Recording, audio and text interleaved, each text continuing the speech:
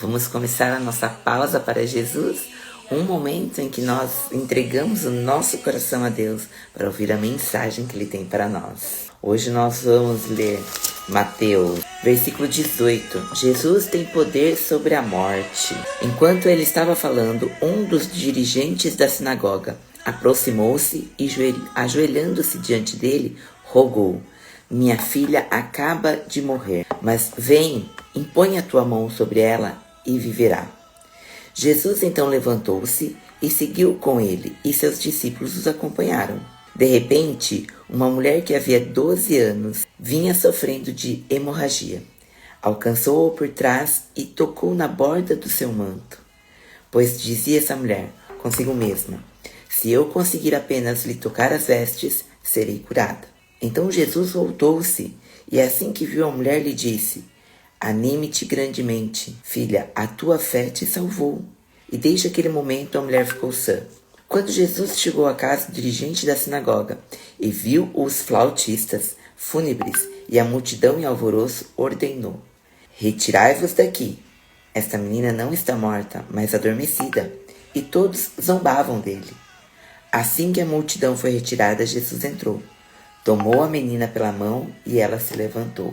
Então a notícia desse acontecimento espalhou-se por toda a região. Aqui nós temos dois casos de ressuscitar e de curar. Este rapaz que chega para Jesus, ele é o Jairo. Ele é o responsável maior pela sinagoga, pelo lugar onde eles trabalhavam a lei de Deus. E ele chega para Jesus e fala: "Minha filha acaba de morrer, mas vem, impõe a tua mão sobre ela e ela viverá." Ou seja, ele dá para Jesus toda aquela autoridade que Jesus já possui. E ele acredita firmemente nisso. E Jesus, hora nenhuma, né, ele pensa, ele só fala: "Então vamos." E os discípulos começam a... De repente, no meio daquela multidão de pessoas, vem uma mulher por trás e toca em Jesus. E ela fala para ela mesma: "Se eu apenas conseguir tocar no manto de Jesus, eu sei que vou ser curada." E aqui esse ponto é importante, porque no Antigo Testamento, a mulher com fluxo de sangue era considerada impura. Impura.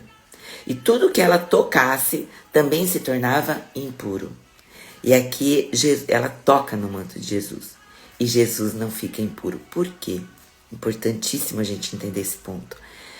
No Antigo Testamento, os sacrifícios que eram ofertados a Deus se tornavam puros. E todo mundo que tocasse na carne, no sacrifício, e também se tornava... Então aqui Jesus já estava demonstrando que Jesus ia ser o sacrifício que ia ser entregue para levar os nossos pecados. Então, por mais que a mulher que estava impura, ela tocou em algo puro, algo que realmente ia curá-la por inteiro, por completo, não apenas do fluxo de sangue, da doença que ela tinha há 12 anos, mas a tornaria pura novamente para viver em sociedade. Ou seja, novamente, Jesus inclui a pessoa de volta à sociedade. E aí Jesus segue, né, o caminho e vai para a casa de Jairo. Chegando lá, né, ele vê aquela multidão de pessoas. Os flautistas eram as pessoas que faziam o cortejo fúnebre.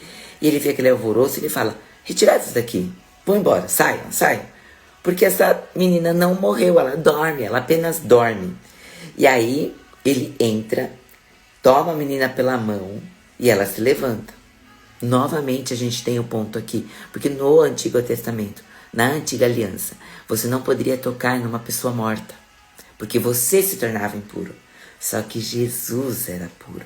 Jesus era o sacrifício. Jesus era a cura. Então ele toca na menina e a menina vive novamente. Lembra que ontem nós estudamos sobre colocar o vinho novo num odre velho? É sobre isso. Jesus veio para criar uma nova aliança. Então é impossível colocar uma nova aliança num recipiente que está com a antiga aliança ainda dentro dela. Então Jesus vem para quebrar tudo o que estava acontecendo, que estava colocado dentro das pessoas daquela época, para poder um vinho novo, uma palavra nova, uma nova aliança, algo que fosse trazer a vida e novos conceitos, porque o sacrifício vivo estava caminhando com eles. Então é muito difícil realmente, se a gente fosse puxar para hoje, é muito difícil.